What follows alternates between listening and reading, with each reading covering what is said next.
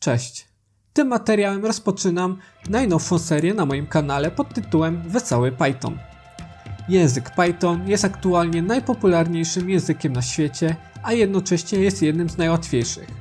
Dlatego w tych materiałach pokażę Ci niezbędne podstawy do tego, żebyś zrozumiał, w jaki sposób pisać oprogramowanie.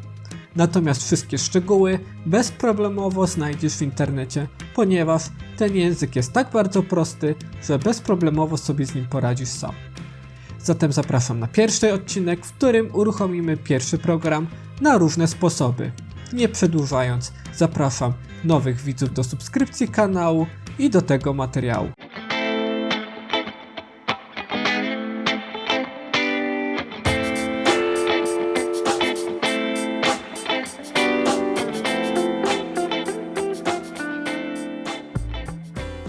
Po pierwsze, musimy ściągnąć coś takiego jak interpreter Pythona, czyli całe środowisko Pythona służące do tego, żeby kod napisany w języku Python dało się przetłumaczyć na kod maszynowy znany komputerowi. W tym celu odwiedzamy stronę python.org i pobieramy najnowszą wersję Pythona. W tym kursie, jeżeli już posiadasz jakąś wersję Pythona i jest ona wersją co najmniej 3.6, ona będzie jak najbardziej poprawna i nie musisz się o to martwić. Ja sam używam w tej chwili wersji 3.7 ze względu na to, że już wszystkie dodatkowe biblioteki mam załączone do tej wersji. Natomiast jeżeli nie posiadasz Pythona, polecam Ci ściągnięcie najnowszej wersji. Oprócz tego trzeba się doposażyć w jakieś środowisko do pisania kodu. Oczywiście może do tego służyć zwykły notatnik, natomiast niestety nie jest to polecana metoda, szczególnie dla osoby początkującej. Ja osobiście korzystam z powodzeniem ze środowiska PyCharm. Natomiast PyCharm jest w dwóch wersjach i musimy ściągnąć wersję Community,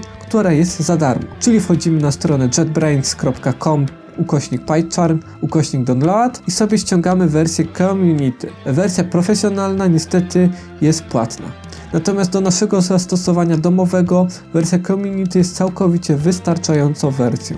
W trakcie instalacji zwróć uwagę, gdzie został zainstalowany Twój interpreter Pythona. Jeżeli natomiast nie zauważyłeś tego, musisz go po prostu znaleźć. Ja już znalazłem wcześniej, gdzie jest zainstalowany mój interpreter. Na potrzeby pierwszego uruchamiania naszej aplikacji warto skopiować sobie lokalizację. W jaki sposób skopiować sobie ścieżkę? Klikamy na klawiaturze Shift F10 i wybieramy opcję kopiuj jako ścieżkę. Kiedy to klikniemy i wkleimy do naszego notatnika, mamy pełną ścieżkę, gdzie znajduje się nasz interpreter. W tej chwili należy uruchomić program PyCharm. Po uruchomieniu pojawia nam się tego typu okno. W przypadku świeżego środowiska po lewej stronie jest tutaj pusto. Tak jak widać, są tutaj moje różne skrypty, które używam. W tej chwili stworzymy sobie nowy projekt. Klikamy Create New Project. Normalnie tutaj te okno może być zwinięte, więc warto sobie rozwinąć. I musimy w tym miejscu określić, jakiego interpretera będziemy używać. Jeżeli nie mamy tutaj na liście lokalizacji naszego Pythona, najlepiej sobie użyć opcję istniejący interpreter i tutaj w tym miejscu wybrać tą ścieżkę, którą wcześniej tutaj znaleźliśmy. Tutaj tworzymy sobie projekt. Nazwiemy go mały, ale wariat, tak jak nazwa kanału. I klikamy Create. Tyle wystarczy, żeby stworzyć pierwszy projekt. I naszym oczom ujawnia nam się okno PyCharma. To okno jest bardzo dobrze podzielone do pracy ze względu na to, że wszystkiego rodzaju zakładki możemy łatwo klikać i je chować i pokazywać. Ponadto na dole mamy coś takiego jak konsola Pythona, o której za chwilę, terminal i listę zadań, którą możemy powiązać z naszym jakimś projektem.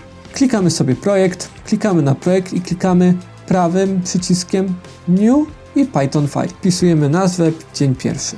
Nasz pierwszy plik, który może być uruchomiony później w Pythonie, został już utworzony. Zrobimy sobie najprostszy na świecie program, czyli Hello World. Zaczynamy pisać print. I tak jak widać, PyCharm nam od razu podpowiada. I w tym momencie możemy sobie od razu kliknąć klawisz Enter i już możemy zacząć pisać. Wypiszemy sobie w tej chwili najprościej jak się da, czyli jeżeli chcemy napisać jakiś tekst, musimy go umieścić w cudzysłowiach. A czy to jest pojedynczy cudzysłów, czy podwójny, to jest obojętne, natomiast ważne, żeby w danym pliku projektowym nie mieszać tych cudzysłowów. Czyli piszemy Hello World. W jaki sposób w tej chwili uruchomić ten program? Normalnie, kiedy już mamy uruchomiony wcześniej program, możemy kliknąć tutaj ikonę do uruchomienia. Natomiast on w tej chwili nie chce się uruchomić, więc musimy na tym pliku kliknąć prawy i uruchom. I w ten sposób najprościej uruchomiliśmy pierwszy program. Dopiszmy sobie jeszcze jakiś drugi tekst, żeby było widać, że nasz program uległ zmianom i go uruchomimy ponownie. I klikamy Run. I tak jak widać, został tutaj dopisany kolejny tekst i została wyświetlona informacja, że proces został zakończony pozytywnie, bez żadnego błędu. W tej chwili uruchomiliśmy sobie nasz program z poziomu naszego PyCharma, ale ten sposób jest dobry, kiedy tworzymy nowe programowanie. Kiedy go skończymy, chcemy na przykład klientowi bądź naszym znajomym wysłać program tak, żeby działał im bez żadnego problemu. Co do tego celu potrzeba? Po pierwsze, nasi znajomi muszą mieć środowisko Pythona.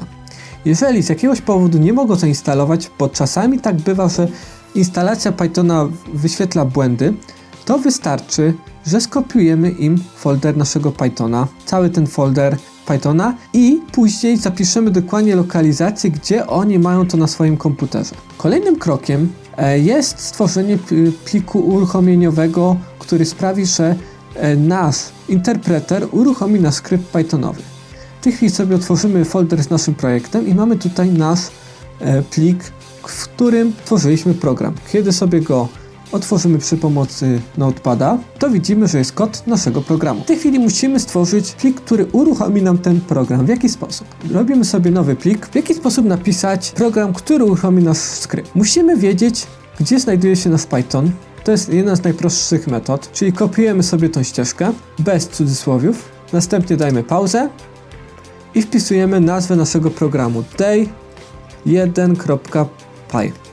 I to wszystko musimy zapisać w tym samym folderze, gdzie znajduje się nasz day1. Wynika to ze zasady pisania skryptów, które później uruchamiamy w naszym command line. Czyli zapisujemy to sobie jako plik bat, piszemy sobie run.bat i dajemy zapisz. W tej chwili nam się wszystko podświetliło, ponieważ Notepad++ rozpoznaje skrypty, które możemy uruchomić z poziomu konsoli. I przechodzimy do naszego folderu, który mamy nasz projekt. I pojawił się tutaj skrypt batowy. Kiedy go uruchomimy 2 razy, on pojawi się i zniknie. I nie wiemy, co się stało. Musimy zatem dopisać tutaj na końcu tego skryptu polecenie pauza, tak żeby skrypt zatrzymał się, a nie skończył.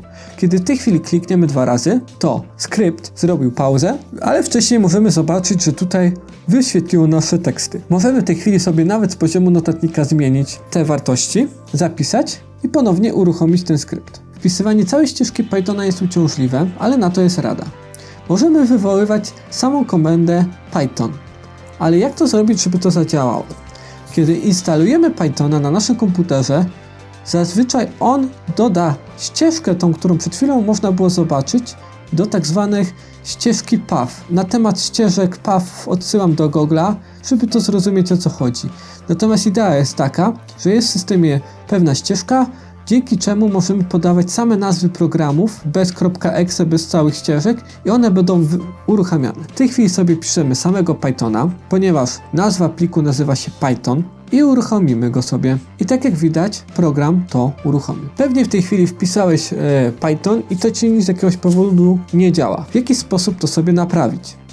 Wystarczy, że klikniemy sobie Start i wpiszemy coś takiego jak zmienne środowiskowe, czyli edytuj zmienne środowiskowe systemu. Musimy przejść do zmiennych środowiskowych. Przejście do tego punktu i edycja tych elementów wymaga uprawnień administratorskich. Jeżeli pracujesz w jakiejś korporacji, to prawdopodobnie będziesz musiał się skontaktować z działem IT, żeby to za ciebie zrobili. I tak jak widać, mamy tutaj taką zmienną jak path. Klikamy sobie edytuj i sprawdzamy, czy nasz Python znajduje się w tej oto ścieżce. Jeżeli nie ma tutaj takiego rekordu, to musimy go dodać. Ten materiał kończymy w tym miejscu. Następny będzie dotyczył tworzenia zmiennych i instrukcji warunkowych. Jeżeli spodobał ci się ten materiał, daj łapkę w górę. Przypominam niezdecydowanych widzów o subskrypcji kanału i kliknięciu w dzwoneczek, żebyście niczego nie przegapili. A tymczasem dziękuję za uwagę i pozdrawiam.